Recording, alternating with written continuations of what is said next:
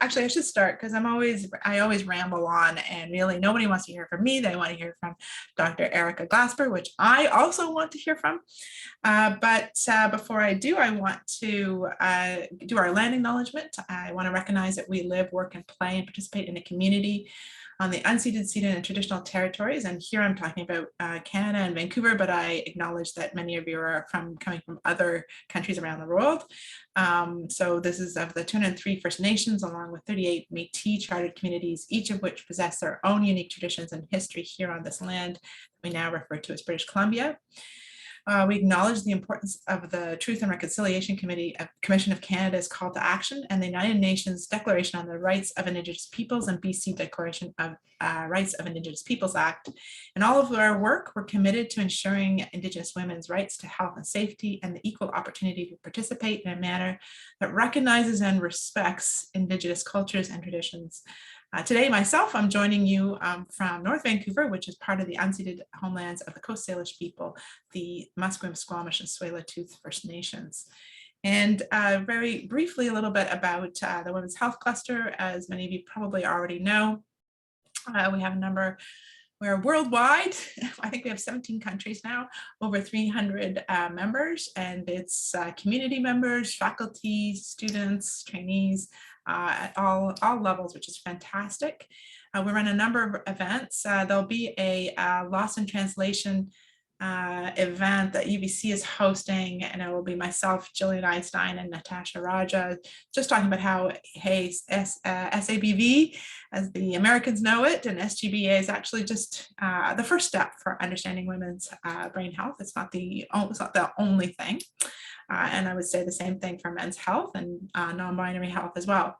And hopefully we'll be running another Women's Brain Health Conference in November. It'll be on hormonal contraceptives.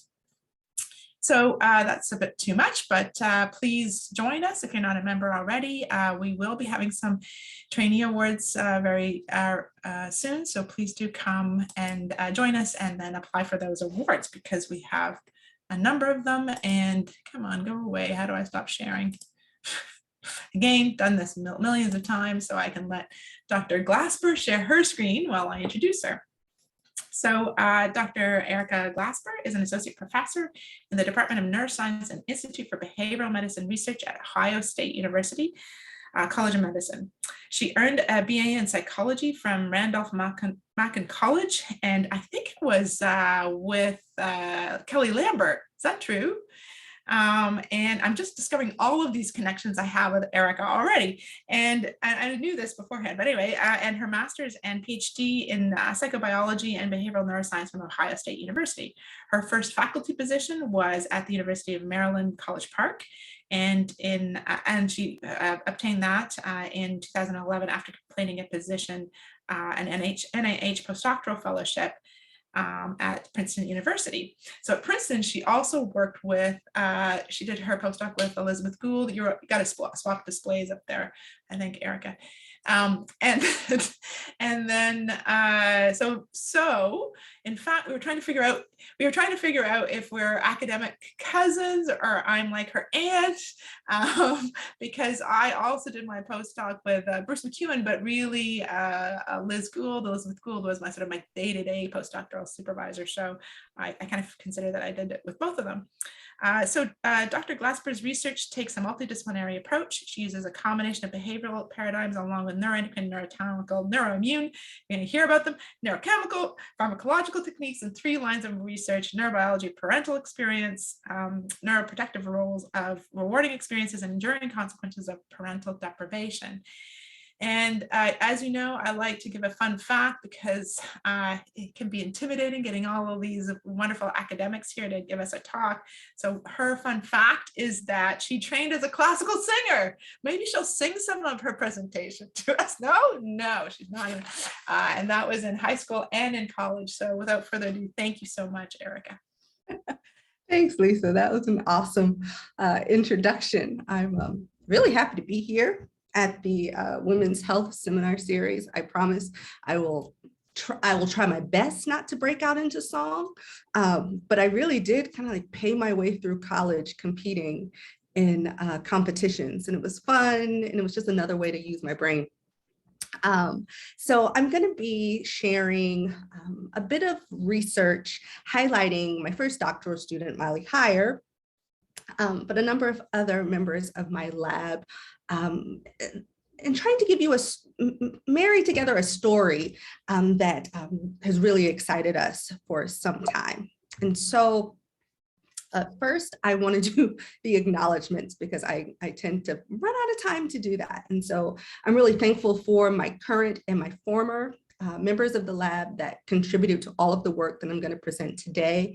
I also have some wonderful collaborators whose efforts helped either launch some of this work and definitely enriched it. And I also have to thank my current and former funding, that from NIH, from the UNCF Science Merck, the UNCF Merck Science Initiative, as well as University of Maryland for funding that made parts of this work available. So I'm going to start here, and I want to tell us a story about the plastic brain. And so our brains are highly plastic, and they are shaped by a number of experiences. And this plasticity is occurring early in life, and it even goes into adolescence. And these periods are well-known critical periods of neuroplasticity. But neuroplasticity continues throughout our lives. In particular, it's happening during middle age, where I'm firmly planted these days. And it even extends to older age to a certain extent. And there's evidence that suggests that our brains are able to adapt both behaviorally and structurally in response to a variety of environmental demands. Now, one particularly demanding experience is that of parenting. And typically, when I think of parenting related plasticity, I think of mothers. I think of myself. I think about many of my mentors, my colleagues, my trainees. I think about partners, all of those people that juggle all of the things and are pretty much still able to keep it together. And so maybe just another fun fact, I'm a mother of a baby that was born in February of 2020. And so that was right before that first COVID wave hit the North American shores. And let's just say my daily life has looked a lot like this picture on your screen. And it's this juggle, this constant multitasking, all of these new experiences that are both enriching me, but also stressing me out. And they are continuing to shape both my brain and behavior. But parenting isn't limited just to the care that's provided by the mother. There are fathers that provide care. There are alloparents. For those of you who aren't familiar, alloparents are those older siblings, those cousins, those grandparents that provide care to offspring. And it doesn't matter who you are, providing care can shape your behavioral processes and it can shape your brain structure. So this is where I want to start today. And I want to start with Steph Curry. Now, this is Stephen Curry. And for those of you who don't know, Stephen Curry is an American basketball player. He plays for the Golden State Warriors, and he's probably best known for his awesome athletic skills. But this is also Steph Curry. And this is Steph with his two adorable kids. And it's this experience right here, him playing with his kids, that's shaping both his brain and behavior. And I might suggest that it's doing it just as much as the physical exertion that accompanies Steph playing basketball. But how is this happening? And why is this happening in a non-lactating individual? It's questions like these that I started asking probably over a decade and drive a lot of my day-to-day thinking now. Our understanding of fatherhood-related neuroplasticity is in large part due to the increased use of mammalian models that typically express paternal care, like these humans that you see on the screen. But for those of you who don't know, paternal behavior is pretty rare in mammals. Biparental care is demonstrated in less than 10% of mammalian models, and we humans fall into that less than 10%.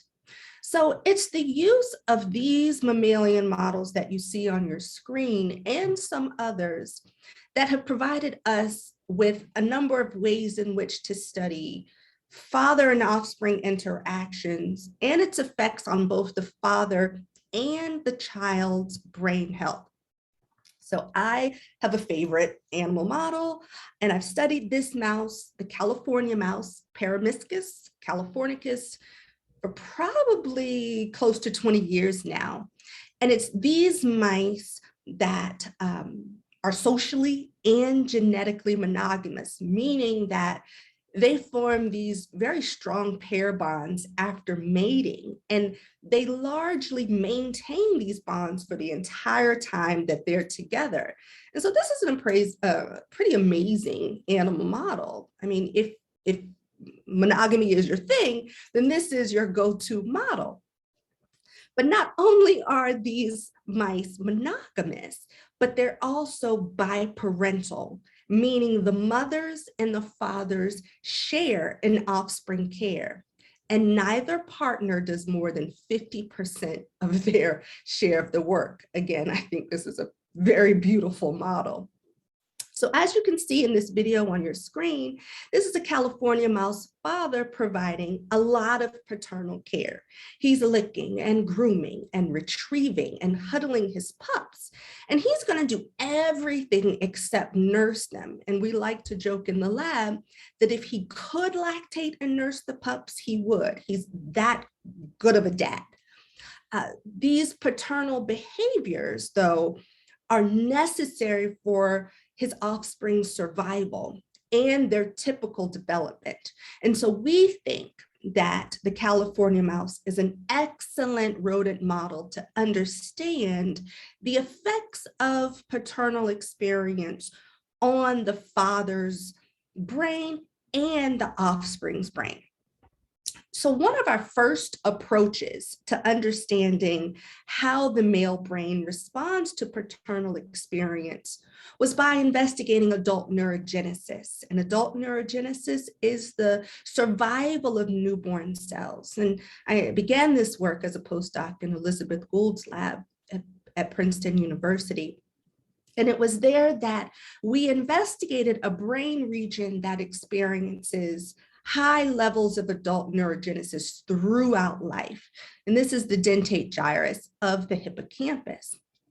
Now, if you're following the literature or the popular press for that matter, the existence of new neurons in the adult human brain or hippocampus is up for debate every other week as far as I'm concerned. But there's evidence to suggest that adult neurogenesis occurs, and it's necessary for certain types of learning and memory, for stress and anxiety regulation, and also for social behavior.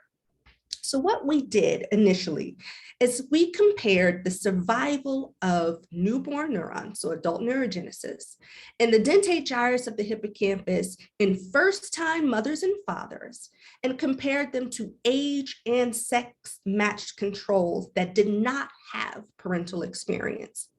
And then 1 week after the birth of the offspring, we injected them with BRDU, which is bromodeoxyuridine, and it's a DNA synthesis marker that's taken up into the cell cycle. And then we simply sacrificed the mice 3 weeks later, or after the injection, and this was after behavioral testing. And for the sake of time, we didn't observe any behavioral differences, but what we did see was, unlike those uniparental, so mother-only species that demonstrate this wonderful restoration of adult neurogenesis at the time of weaning, California mice did not.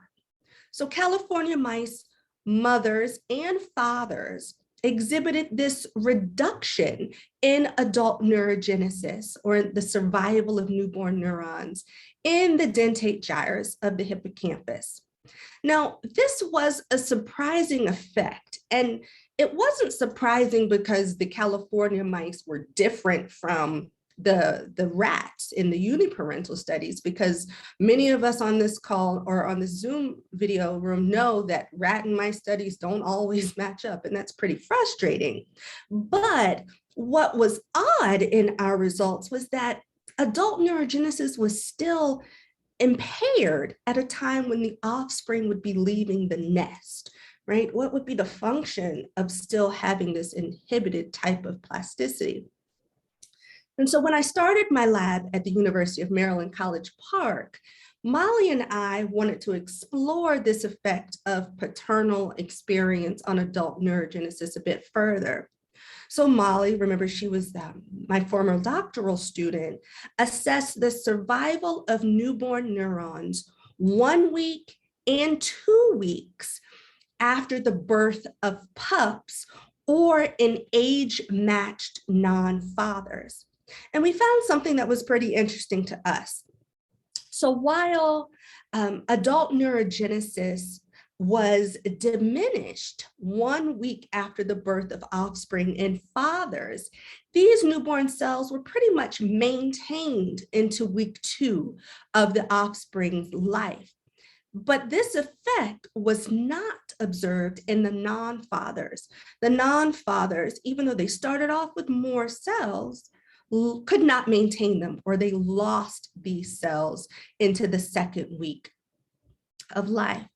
Now, Molly also observed that this maintenance of adult neurogenesis was accompanied by a decrease in anxiety-like behavior, as measured by the percent time in the open arms of the elevated plasmids.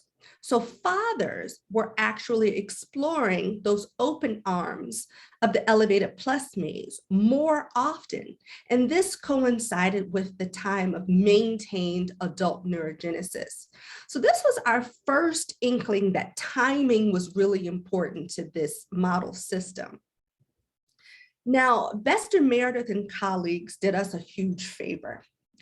Many years before we even started working with the California mouse, they had characterized these California mice paternal behaviors following birth, and observed that 2 to 3 weeks following birth, or between postnatal days 16 and 21, is when the fathers engage in what we call more active offspring interaction. And this is in the form of pup retrievals. And I've emphasized this increase in pup retrievals in these orange squares. So we thought that it was possible that these interactions with offspring might underlie the enhanced neuroplasticity that we observed at this time.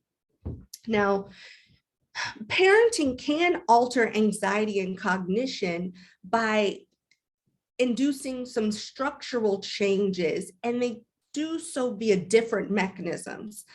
So in this illustration, some of the structural changes that occur with parenting, including suppressed adult neurogenesis in the dentate gyrus and reduced dendritic complexity in CA3 pyramidal cell populations within the hippocampus, or in enhanced dendritic spine density in pyramidal cells of the CA1 hippocampal region. These changes in the structure of the hippocampus, and I should say, and in other regions that are modified by parenting, might be responsible for parenting-induced alterations in behaviors like anxiety and cognition. At the time that we wrote this review, this was a summary of the maternal data to date. We didn't really know how fatherhood would alter dendritic plasticity in key neural regions. And so Molly performed an additional study to try to compare non-fathers and fathers. And what she observed was an increase in dendritic plasticity in the form of spine density and branching on those dentate gyrus granule cells, and in basal dendrites of CA1 pyramidal cells. And this was all at the time of weaning. So we started to put together a bit of a story that although adult neurogenesis is reduced in fathers around the time that the pups are leaving the nest, cells that may be fully incorporated into the pre-existing neuronal circuitry of the hippocampus are enhanced by fatherhood, and they just might be contributing to those hippocampus dependent behaviors that are indicative of successful parenting, like reducing anxiety-like behavior. But a question that kept coming up as we were presenting these data was, well, are these effects simply due to siring a litter? Or does providing the care contribute to these observed effects? And at that point, we really wish we could have been seahorse investigators and studied the pregnant males that undergo parturition and give birth. But the next best thing that we could do with the California mice was to design a study to question whether keeping the father with their maiden offspring or removing the father one day after offspring birth would alter neuroplasticity. And so here's just our simple design: non-fathers or fathers, and either controls that were males that were mated with a tubally ligated female. So the males were able to mate, form a pair bond, but we did not have the production of offspring. And then either separated, so separated from their offspring and or their bonded mate one day after the pups were controlled, or pups were born, or age match controls, excuse me. Now, since these California mice form such strong bonds with their offspring and their mate, we thought that breaking these bonds might result in behavioral deficits like grief or depression that we observe in humans that suffer loss. So we tested all of the males on 21 days after they were removed from their home cage on the forced swim task, which is simply an animal model of behavioral despair. Rodents can swim, they don't like to swim. And so they will engage in behaviors such as swimming to try to escape a tank, or they will go immobile, or they will float. And that's indicative of behavioral despair, kind of giving up and waiting for, and they don't know this, but waiting for the experimenter to retrieve them out of the tank. And so behaviorally, we saw three things. We observed that separation from offspring shortened that latency to float. So if they were separated from their offspring, they floated far sooner than if they remained with their offspring. Second, we saw that separation from the offspring or the mate actually increased the time they spent immobile or floating, or in that giving up type of posture. And thirdly, we observed that separation from the offspring produced more bouts of floating. So they would go back and forth between trying to escape and swimming, and then just giving up and floating. Now, when we looked at dendritic complexity within the hippocampus, for lack of a better word, it was a bit of a mess, because we saw region-specific effects. We saw that separation decreased dendritic spine density in the dentate gyrus. But if you were a father, this actually increased dendritic spine density on those basal CA1 dendrites, but it decreased spine density on apical CA3 dendrites. And so depending on the region, CA1 or CA3, and the segments, apical or basal, it can kind of give you some insight into maybe the learning that may be happening that's associated with parenting, and also the stress that is related to caring for offspring. We examined other measures of dendritic complexity, and these region-specific effects also emerged on CA1 pyramidal cells. And for the sake of time, I won't drone on about that. So I want to summarize this first part of my talk. I hope I convinced you that fatherhood does impair adult neurogenesis, but it's maintained when the fathers are actively engaged in offspring interaction. Data suggests that anxiety-like behavior is reduced in fathers, and this is during this window of increased interaction with offspring.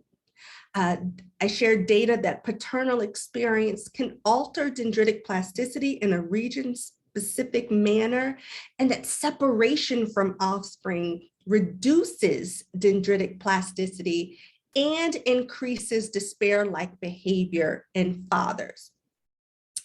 Now, if I were a dishonest person, I'd say that the next part of my talk will be a set of intentional studies that we wrote out and planned for years, but that's not the case. So given our paternal separation study, this resulted in a vivarium full of offspring that had either been reared with a father or without.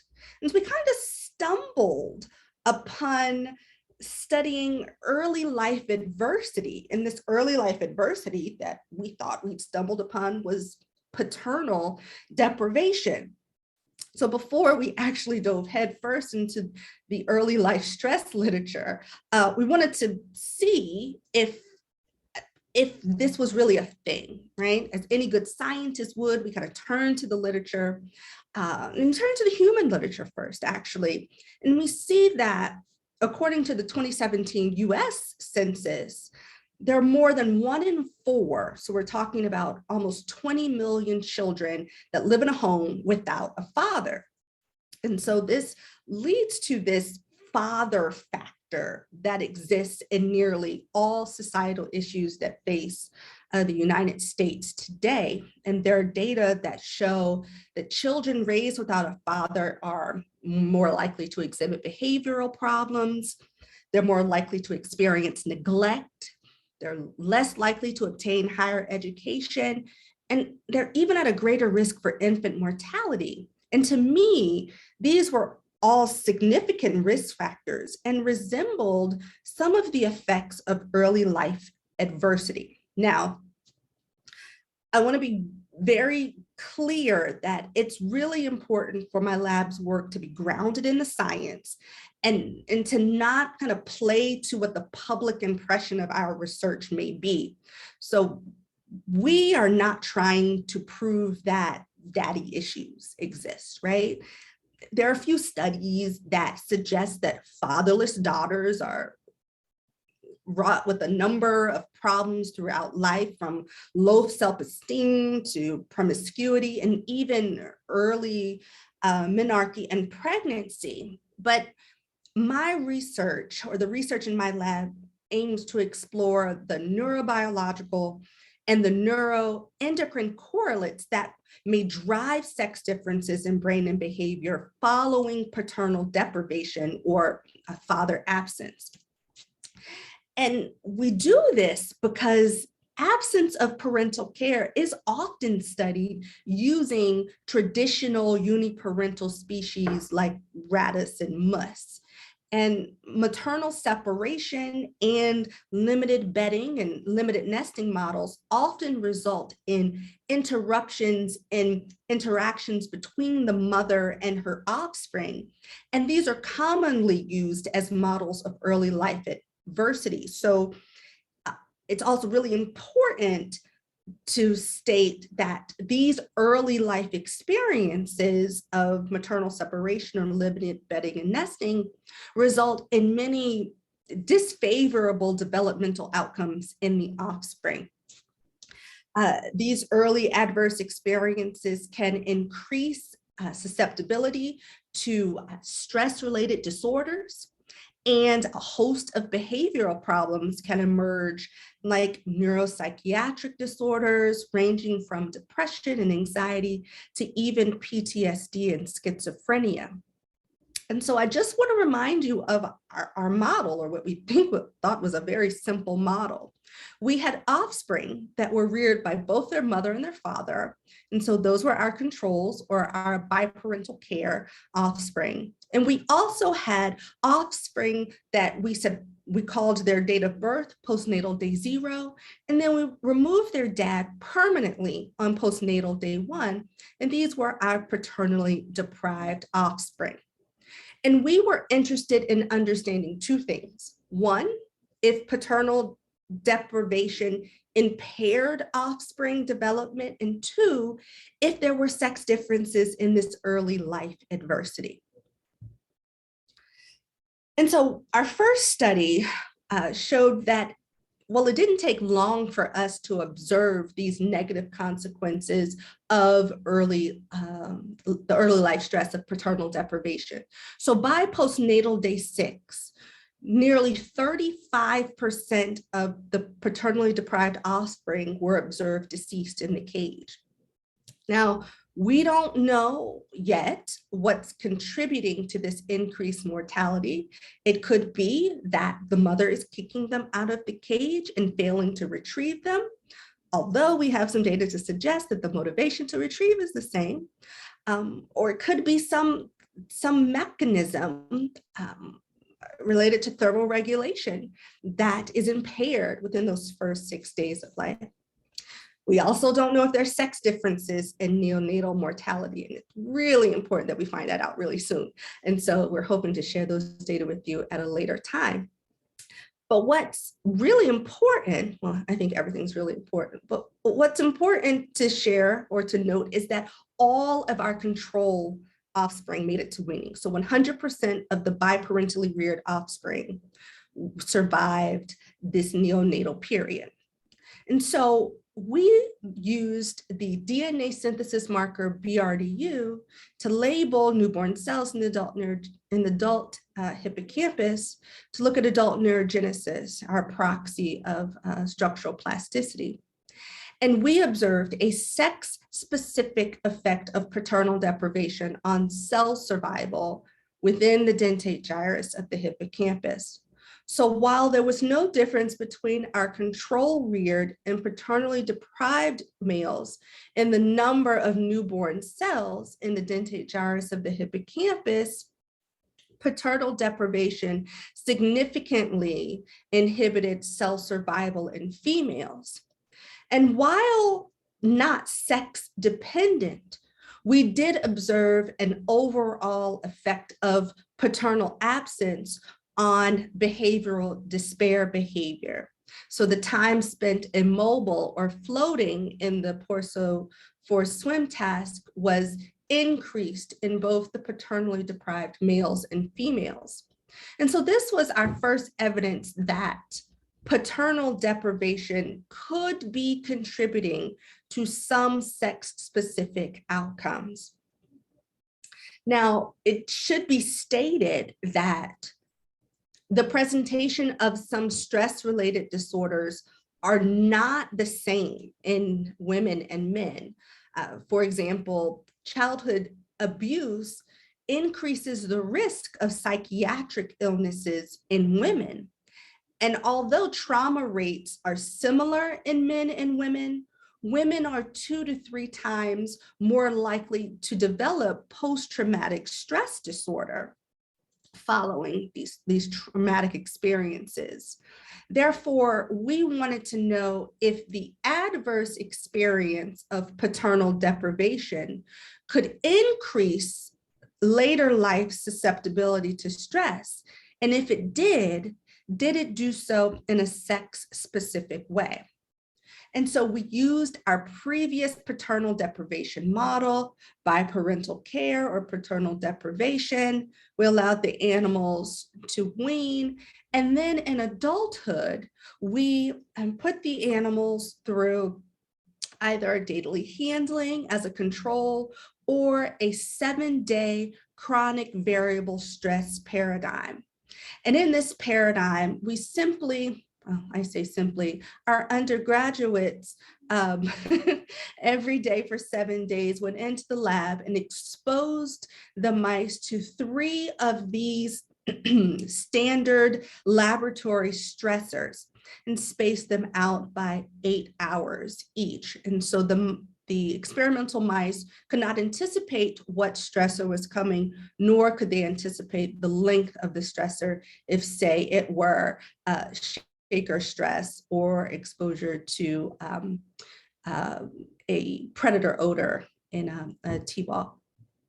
Now, during the last 2 days of this 7-day chronic variable stress exposure, we habituated or presented the mice or put the mice in an open field to habituate them, because 24 hours after the last stressor, mice were tested on the novel object recognition paradigm, and we collected serum thereafter.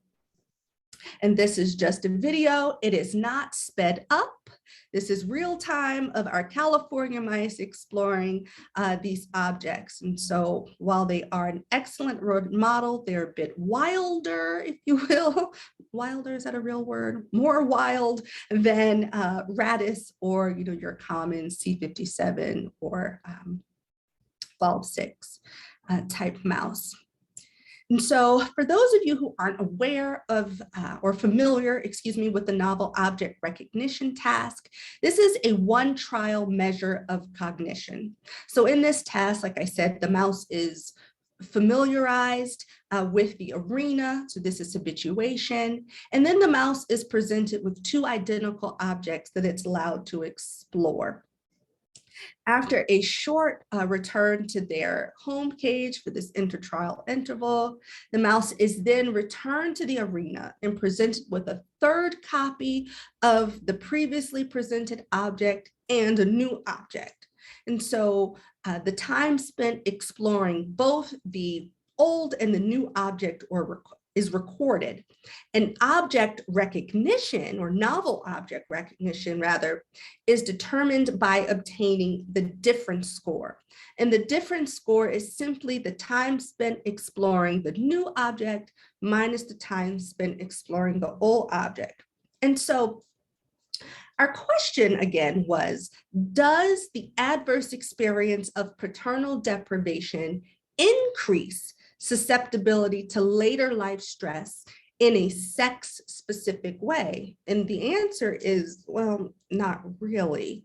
So we're really surprised because paternal deprivation didn't appear to impair object recognition. I mean, the statistics didn't fall out, but I mean, look at these females here. They actually did a bit better than everyone else, paternally deprived, but not stressed. So this was puzzling. And we thought, well, maybe, just maybe, chronic variable stress in this species wasn't robust enough or didn't have an effect. And so the way to simply answer that was to collapse, across parental experience. And when we did, we saw that yes, chronic variable stress had the expected negative effect on novel object recognition, but it only did so in females. This effect was completely missing in our males. And while we weren't expecting there to be this sex difference in response to chronic variable stress, this too was a pretty odd finding. And so we turned our attention to the stress literature, and specifically the early life stress axis literature. And there are long-term effects of early life stress that are associated with this hyperactivity of the hypothalamic pituitary adrenal, commonly referred to as HPA axis. And this is demonstrated by this increase in the release of corticosterone from the adrenal cortex. Now, it's this hyperactivity of the stress axis that can contribute to impairments in the physical structure of the brain and it can contribute to the deterioration of cognitive function. And this is just summarizing a number of dissertations worth of work. And so what we wanted to do was to assay the serum that we collected for corticosterone to see if we were in fact able to perturb this HPA axis output as a result of paternal deprivation and or chronic variable stress. And so thankfully, as we expected, we have this main effect of stress, right? 7 days of chronic variable stress resulted in a sustained release of the stress hormone corticosterone. However, your eyes might be falling here, right? Because ours sure did. This pattern was not observed in these paternally deprived males. These paternally deprived males failed to show this expected rise in corticosterone following chronic variable stress that we saw in every other group. Now, if you remember, we didn't observe an effect of chronic variable stress on novel object recognition among our paternally deprived males either. And so this lack of a behavioral effect, coupled with this inappropriate corticosterone response, left us a bit puzzled. And we wondered if this blunted court response observed here among our paternally deprived males following chronic stress was maladaptive. Could it resemble this maladaptive cortisol, the stress hormone in humans and some other mammalian species? This blunted court response that's observed following post-traumatic stress disorder. And so we're hoping to have an answer to this question really soon. And we have some cool data that I'll allude to in a minute to suggest that that might indeed be the case. So to summarize this second portion of my talk, I shared data with you that neonatal mortality is increased among paternally deprived California mice. Data suggests that paternal deprivation is impairing adult neurogenesis, or the birth of those newborn cells, in female offspring, but it is increasing behavioral despair in both males and females. I presented data suggesting that paternal deprivation coupled with chronic variable stress does not impair cognitive behavior. And lastly, that paternal deprivation may impair the stress axis system in a sex-specific way.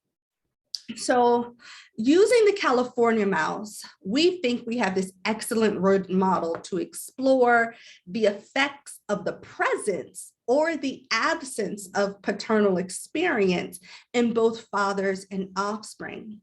And sometimes there is this interaction with sex, male or female, that influences both the behavioral or the structural neuroplasticity outcome measures. And so we have a number of papers that are close to preprint and manuscript submission stage. And so these are some of our future directions. And so I just want to give you a sneak peek of what's to come. And so first we were trying to elucidate the mechanisms that might be driving that sex-specific impairment in adult neurogenesis that we observe following paternal deprivation. And we have data to suggest that the density of microglia, those resident immune cells in the brain that engulf or eat up all those newborn neurons, may be different in males and females. And the sneak peek, or the giveaway, is that the microglial density is higher in the paternally deprived females. So more microglia, maybe even during development, eating up all those newborn cells, leading to a reduced population. We'll see how that fleshes out.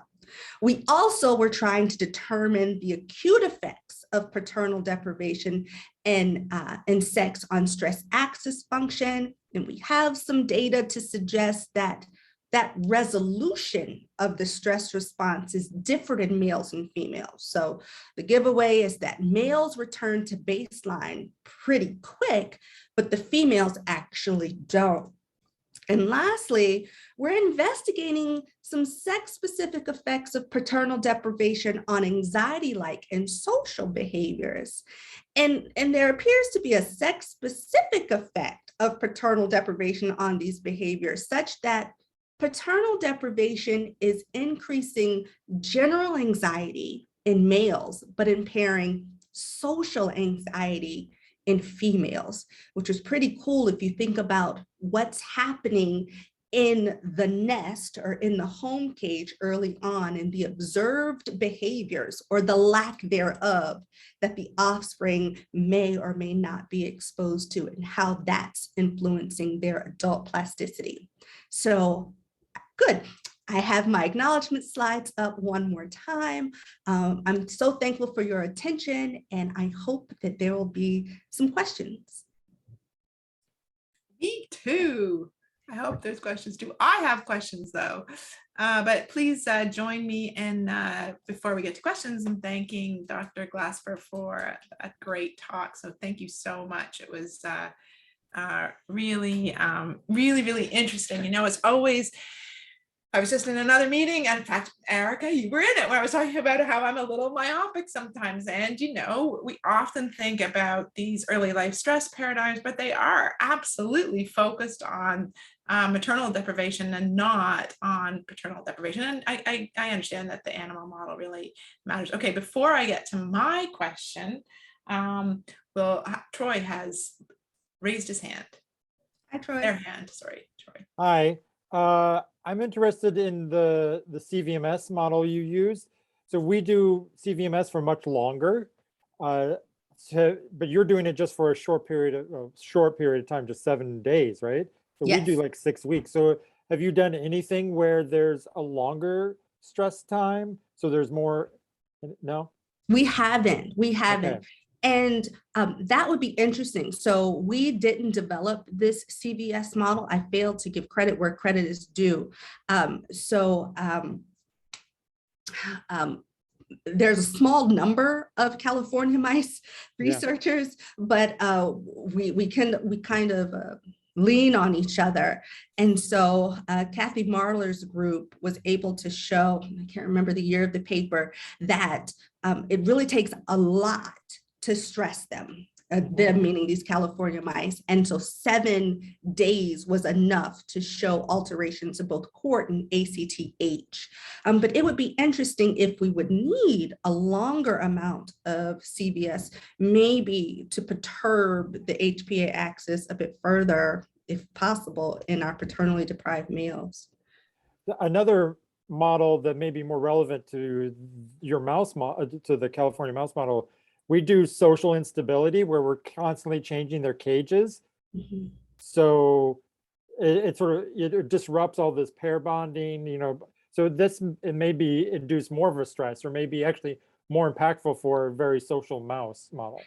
That's really interesting, because we know that they can form, we won't call them social bonds with same-sex conspecifics, but they will show a preference for them. And so that instability of the cage mate could be an easier stressor than the chronic variable stress.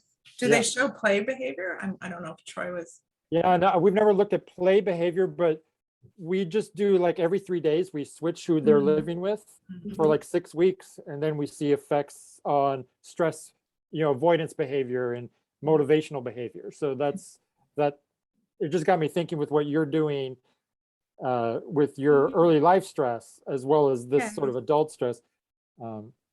There's Do you see enhanced aggression? Oh, I'm sorry, Lisa. I was just thinking about these animals, because we see temporary enhanced aggression, like especially with the males, they'll start fighting right away and then they settle and then you change them up and then they'll fight again with new people. So it's just constant sort of like, there's these periods of aggression in the males. The females, we use C57 mice, and the females generally don't fight. So and so that's one of the beauties if I can say that, of this model is that female aggression is as high as male aggression. And there's data to suggest from he and colleagues that paternal deprivation increases aggressive-like behavior in females, but not males. And so I was just wondering what that might look like if we were stirring the pot and sort of moving animals around. Sort of to get at one of the questions in the chat, I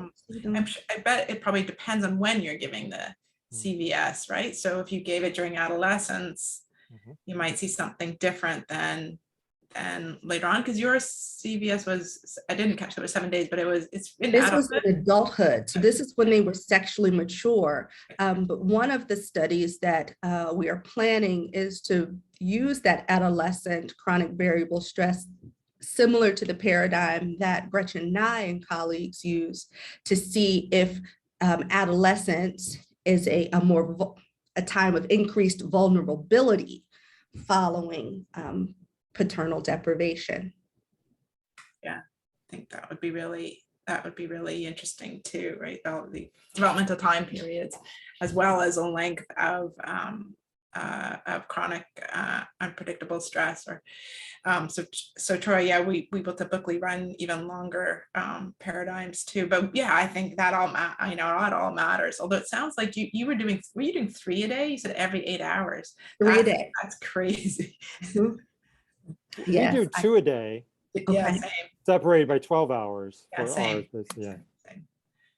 But yeah, Troy, you and I are like the Radis and the boring models compared to the Paramiscus. Sometimes boring is welcome. No, and I think the point is the diversity matters, right? Like it's important to see what all of these different model systems will show. Yes. And yeah, you might see something completely different, if you increase the stress amount. I was really so interested in the fact that, normally when we think of developmental disturbances, that's going to affect the male offspring more than the females. And I'm pretty sure in the ELS models and maternal deprivation, you actually see changes in neurogenesis, and Paul Lucasen, I think, is part of his root, right? In the males, you don't tend to see. Right. That's right. So that, I'm like, my head was exploding when you were talking about that. I think that's really, really interesting. Well, I'm glad you're interested, Lisa, because we have an uninvited review coming your way very shortly. Perfect. To address this very thing. That's totally, about it. It's invited, so you don't have to worry about it.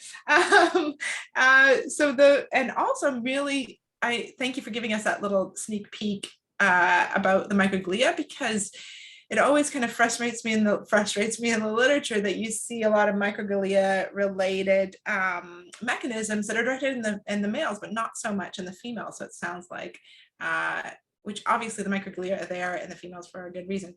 But I want Stephanie to be able to ask her question. Stephanie. Yeah.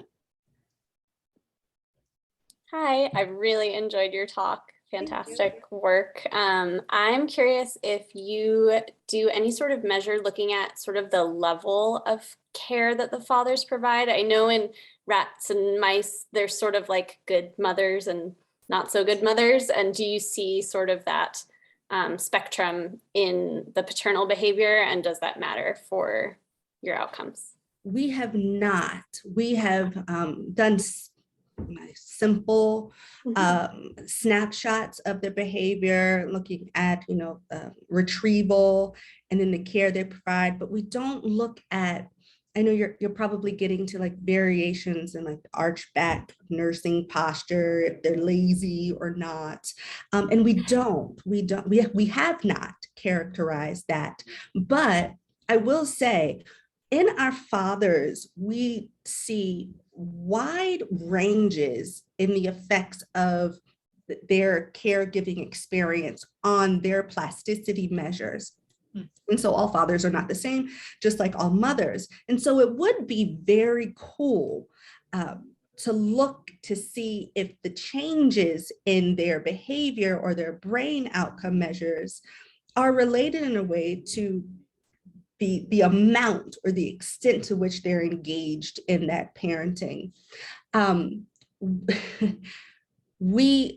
if I should have put this video in because it's pretty cool. We have a video of a really good father, right? Retrieving the offspring back to the nest. He even retrieved the mom and plopped her back into the nest, right? And so we don't see that in all of our pairs. And so there's likely a range in how good they are. And so that'd be a pretty cool way to look at those data.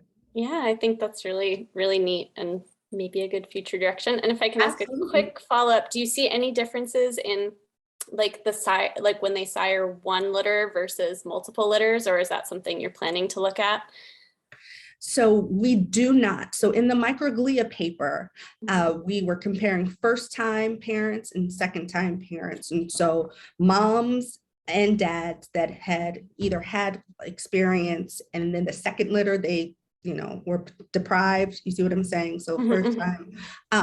And we still see the effects of paternal deprivation, even if the mom had experience parenting with a mate, or if the dad had experience with offspring. So it seems to be like in the moment, if the dad has that experience or if the offspring are interacting with their father and not mom having had help before and knows that, okay, the pup should live. And you see what I'm saying? Yeah, absolutely. Thank you so much. Really, really fascinating work. Thanks for the question, Stephanie. I had a little bit of a follow-up question. Do you know whether the dads, for lack of a better word, do they pay attention more to the females of the litters and the males? So there's that old data suggesting that in rats and mice, I think it's the moms will lick the males more. So I'm just wondering if there's any. Have you looked at that and sort of? We have tried to look at that. We've done the whole Raspberry Pi cameras on the different sides of the pages to try to look at that behavior. We hypothesize that it's the lack of care from the dad that is leading to the impairments in the females, but we don't yet have any data to support that. It's so interesting. And even though I'd love to give people a minute back on their time, but do you cull the litter? So do you ever play around with a sex ratio to see? There's so many. There's we're giving you 5,000 different. I wish we could. So one of the limiting factors with this species is that first-time parents have on average 1.5 pups. And multiparous, or parents, excuse me, that have had, more than one litter can only have up to 4 because the mother can only nurse. And so we don't ever get to. No, you can't do it. You don't have the rat pup 20. Oh, I wish we did. But we have one of our first studies when we looked at number of pups. I think we had a couple that had 3, and we didn't see any differences if they were rearing 1 or up. There's a few that had 3. So that doesn't seem to affect any of our outcome measures to date. Fantastic. Well, thank you so much. I really appreciate all the time you gave to us, to the Women's Health Seminar Series, and making us understand that parental and paternal experience are important to development as well. And it's so great to hear about the different species. And hopefully I did the question in the chat a service, but it's more about adolescent social isolation. So actually, I'm going to be inviting Troy as a speaker for next year. So maybe we can hold off and answer that question next. Okay. Round, Troy. I'm going to email you. I'm going to do it. I have a meeting right after this, but I'm going to try and do it today. So expect that email. All right. So thank you. Just to join me in thanking Dr. Erica Glasper once again for an excellent talk. Thank you so much. Thank you for the invite. Always fun. And I look forward to that manuscript. It's coming.